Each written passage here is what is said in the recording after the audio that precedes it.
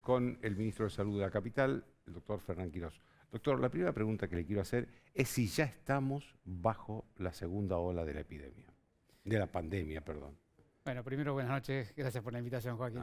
Gracias a usted. Sí, decididamente nosotros en la ciudad estamos evolucionando la segunda ola, llevamos ya más de 10 días con aumento día a día de manera sostenida y estos últimos días un aumento significativo, ¿no? De manera que me parece que ya al día de hoy es bastante evidente que estamos transitando la segunda ola que podríamos dejar de transitarla en la medida que seamos capaces de hacer lo que ocurrió también en las fiestas, ¿no es cierto?, en el verano, que es si intensificamos el rastreo y el testeo y por otro lado intensificamos el cuidado ciudadano, cada uno de nosotros intensifica y focaliza en volverse a cuidar, seguramente es una ola que pudiéramos contener o demorar, ¿no? Y eso significa, digamos, volver voluntariamente a como estábamos en marzo, abril del año pasado. ¿Esto significa eso? No, no. Voluntariamente. Tenemos un ejemplo intermedio que es lo que pasó en las fiestas. En las fiestas perdimos la capacidad de cuidarnos y tuvimos un rebrote de números cercanos al pico de agosto del año anterior, si te recordás. Y el 12 o el 13 de enero empezaron a bajar los casos de manera sistemática.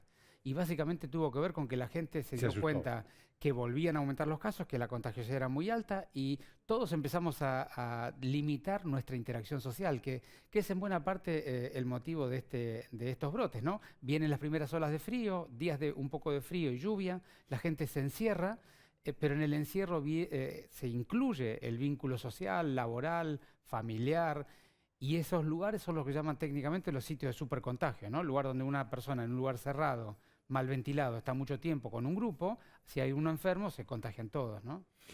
Hablando recién con el presidente de Uruguay, me decía que ellos están ahora con la llegada de la primera ola, dice el presidente de Uruguay, porque ellos no tuvieron la primera ola, pero con la variante de Brasil o de Manaus. Y hoy circuló acá en Argentina la información de que ya está circulando de manera comunitaria esa variante de Manaus que parece que es mucho más contagiosa. ¿Esto es así? Bueno, en realidad en la ciudad, en el área metropolitana en general, pero en la ciudad en particular, nosotros ya hemos identificado tanto la variante inglesa como la variante brasilera, la P1 de Manaus, de hace varias semanas, inicialmente en personas que venían de viaje, luego en personas que habían estado en contacto estrecho con los que venían de viaje y ahora mitad de los casos están vinculados a viaje o a contacto estrecho de viaje y otra mitad no tiene un vínculo claro. Todavía para circulación comunitaria se requiere un poco más de casuística, pero es una cuestión evolutiva. En los próximos días o semanas eso va a ocurrir. ¿Y qué característica tiene esa variante? Bueno, en la ciudad... ¿Es más contagiosa, más mortal? Claro, en la ciudad hay más proporción de variante inglesa que brasilera aún.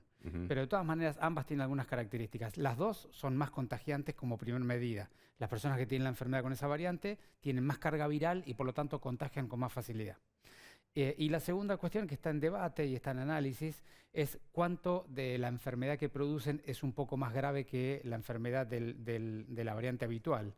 Ese es un tema que todavía no está del todo claro, hay algunos reportes con cierta contradicción, pero pareciera ser que aumentan el daño o la gravedad por dos mecanismos. Uno, porque como contagian muy rápido, sobrecargan rápido al sistema de salud y entonces a la gente no se la puede atender de manera correcta, y eso es un poco un primer motivo. Y el segundo motivo es que pareciera ser que dan una enfermedad, pulmonar un poco más grave y por lo tanto con más gravedad, ¿no? ¿Más mortal? Hay algunos reportes que dicen que sí, lo que no está claro es si esa más mortalidad tiene que ver con que el sistema de salud está sobrecargado y sobrepasado y entonces no se atiende de manera igual en el momento de esa variante que en el momento previo. Y hay algunos otros reportes que muestran alguna evidencia de que la enfermedad en sí también es un poco más mortal. Una cosa que le quería preguntar era sobre el tema de las vacunas, porque creo que la capital empieza con los mayores de 75 el jueves, por lo menos a inscribir. En realidad empezamos hoy más de 75, el jueves empezamos más de 70, pero hoy ya se inscribieron 80.000 personas. ¿Y les dieron turno? Bueno, empezamos ahora al día de hoy y mañana vamos a estar dando los turnos a partir del... Digo, lo que le quiero decir, doctor, es ¿la capital tiene vacunas como para atender esas 80.000 personas? Nosotros les vamos a dar entre 40.000 y 50.000 turnos de acá hasta el fin de semana, que son las vacunas que ya tenemos garantizadas y listas para darle los turnos, por eso abrimos la franja.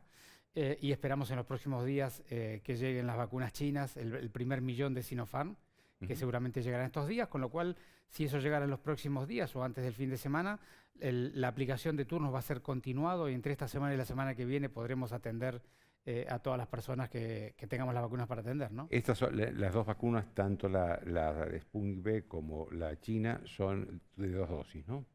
Todas las vacunas son de 2 dosis, todas las vacunas que vienen a la Argentina son de 2 dosis. Y cuando se vacuna la primera dosis, ¿se asegura la segunda con fecha o queda liberada a que el Estado pueda proveerla? No, siempre la estrategia de la Argentina que se ha comunicado la última semana es priorizar dar la primera dosis.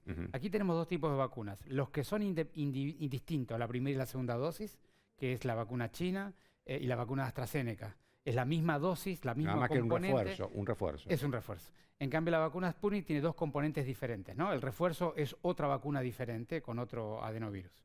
Entonces, lo que se hace habitualmente es, para la vacuna Sputnik V, que son diferentes componentes, como han venido mucho más componentes de la primera dosis, se han dado mucho más primeras dosis y se está a la espera del segundo componente. Las otras vacunas, la decisión que se tomó es ampliar y generalizar más la primera dosis a más gente y esperar que con próximos embarques, en el mes de abril o el mes de mayo, cuando corresponda, dar el segundo componente, la segunda dosis. De manera que la segunda dosis no está hoy en la Argentina, no la reservamos, porque aplicamos más a más gente y con los próximos embarques se le dará.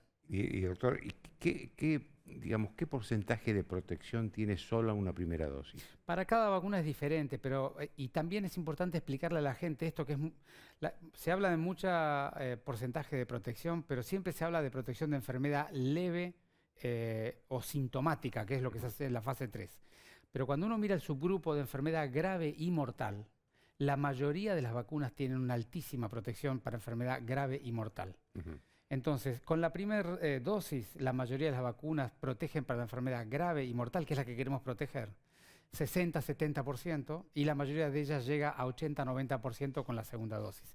Por eso es que se dice que es mejor proteger al 70% a mucho más gente que al 80-90% a la mitad, ¿no es cierto? Y por eso es esta estrategia. Es decir, que con una primera dosis la gente se puede enfermar, se puede contagiar, pero es más difícil que muera. Efectivamente, ese es el razonamiento, lo ha demostrado Inglaterra, ha aplicado más del 90% de sus vacunas solo en una primera dosis y ha tenido un descenso importantísimo en la mortalidad. De hecho, creo que ayer o hoy es el primer día que no declaran ningún fallecido en el día. Claro. De hecho, estaba viendo también el otro caso, el caso de Israel, ¿no? Que tiene casi el 60% de la población vacunada y han bajado a 160 contagios por día y le están por levantar la obligación de usar barbijos en espacios públicos, ¿no? ¿Cuándo llegaremos nosotros a ese nivel, a ese porcentaje de vacunas? Bueno, aquí lo importante es alcanzar al menos los grupos de riesgo. ¿Por qué? Porque son los grupos que más se enferman gravemente y más fallecen, ¿no? Y grupos de riesgo son más allá de los trabajadores de la salud, que es un grupo muy particular, son los mayores de edad, de mayores de 60, y las personas entre 18 y 59 años con enfermedad acompañante. Y luego los trabajadores estratégicos. Entonces, lo que es muy importante es llegar a ese grupo. En la Ciudad de Buenos Aires ese grupo son 1.200.000 personas. Hemos vacunado ya, cerca al día de hoy ya estaremos alcanzando las 300.000 personas, al menos con una dosis. Es decir que nos faltan aún casi 1 millón de personas para vacunar y nosotros esperamos, si el flujo de entregas se cumple como las empresas están reprogramando al día de hoy, seguramente para el mes de mayo, junio o principio de julio habremos alcanzado este objetivo, ¿no? Usted me decía que recién que esta semana se empieza ya a los mayores de 75 y de 70 años a darle turnos para la vacuna. Pero yo veo que en la provincia de Buenos Aires hace rato que se viene dando turnos y ya vacunados a la gente de más de 70 años y hay una diferencia poblacional muy grande entre la provincia y la capital, en beneficio de la capital, que somos menos, digamos. La pregunta ¿es tan arbitraria y discriminada el reparto de vacunas que la provincia de Buenos Aires puede vacunar teniendo más población a mayores de 70 mucho antes que la capital? En realidad no es tanto un tema de distribución, porque el mecanismo de distribución es inequitativo, yo lo he dicho públicamente, lo hemos hablado, pero es el mecanismo que técnicamente se puede hacer de manera ordenada, porque lo que está garantizado es que se conoce perfectamente la distribución de la población en la Argentina. Cuando uno quiere distribuir por grupos de riesgo, el problema es que no hay documentos, no hay denominadores para hacerlo de manera conocida, hay que estimarlos. Entonces, la estrategia de distribuirlo por población no es la más correcta, pero es la posible. Y lo que hace el gobierno nacional es compensar periódicamente a la ciudad de Buenos Aires de tal manera de poder compensar esa diferencia de grupos de mayor trabajadores y mayor edad. De manera que no es un tema tanto de distribución de vacunas, el tema es de estrategia de vacunación.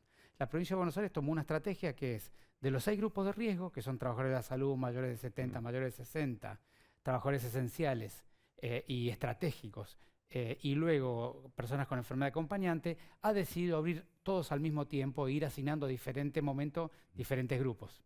Entonces, y nosotros hemos tomado una decisión diferente, que es seguir a rajatablas la estrategia nacional, que es primero uno, cuando se completa se pasa al segundo, cuando se completa se pasa al tercero. Entonces la ciudad ha ido completando estadios y la provincia ha ido, según la distribución geográfica en cada pueblo, ciudad o conglomerado urbano, ha ido avanzando en algunos lugares más y en otros lugares menos. Pero a los fines prácticos, cuando vos ves la cantidad de vacunados por cada 100.000 habitantes, la ciudad de Buenos Aires es la jurisdicción de las 24 que más proporción tiene, ¿no? Ahora, la capital no puede comprar vacunas por su cuenta, ¿no? Pero eso es correcto, porque digamos, la capital es uno de los distritos del país que más podría, digamos, económica y financieramente comprar vacunas propias y distribuirlas. ¿Es justo eso? ¿Se podría modificar, se debería modificar esa norma? Yo creo que acá lo importante son dos cosas. Primero, como la limitación es acceder a la vacuna, porque la pregunta es, si nosotros pudiéramos comprarla, ¿a quién se la compraríamos? Y uno se da vuelta y encuentra el mercado de los países, que solamente le venden a estados nacionales, y el mercado de las empresas, por ejemplo Pfizer, Moderna, Johnson & Johnson, que en realidad no tienen disposición de vacunas de entrega inmediata, tienen interés de venta para el mediano y para el largo plazo, pero nosotros estamos discutiendo por los próximos 2 meses. Entonces yo te diría que me parece que es un debate más abstracto porque hoy no tenemos capacidad de acceso, pero lo que estamos haciendo desde la ciudad es buscando toda alternativa de compra y si encontramos la oportunidad, acercarle la posibilidad al gobierno nacional, porque en el fondo lo importante es que las vacunas vengan al país y luego se distribuyan de manera equitativa entre todos los habitantes. Hay como una especie de flexibilización de la sociedad con respecto de los cuidados. Le pregunto esto porque estaba viendo en los últimos días, sobre todo en España, en otros países de Europa también, que sobre todo la juventud, digamos, ya cansada de las limitaciones, salió sin barbijo, festeja, y ellos están con una segunda ola muy dura. ¿Acá está pasando lo mismo o hay una responsabilidad social más importante? Yo te diría, la sociedad porteña se ha comportado siempre con un alto grado de responsabilidad en términos generales, mayoritarios, y siempre hemos tenido grupos que no lo han cumplido. Pero es entendible, es natural, ya nos ocurrió en las fiestas, como te contaba a fin de año, que las personas luego de tanto esfuerzo, tanta dificultad, tanta limitación, muchas dificultades de la esfera emocional y también de la esfera de la salud mental, han tenido momentos que han requerido, han necesitado, digamos, distenderse e integrarse socialmente. Entonces, aquí lo importante me parece que es, en el momento que se pudo hacer o que no se tuvo la energía, ya ocurrió, ahora necesitamos refocalizar y volver a juntar la energía.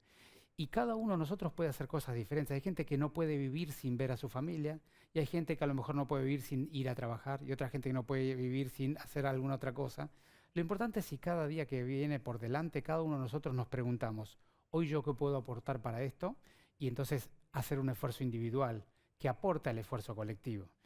Pero lo que uno ve es que las medidas se han relajado como consecuencia de lo que yo estaba explicando, y lo que creo que es muy importante hacer es refocalizar en volver a hacer un esfuerzo mayor.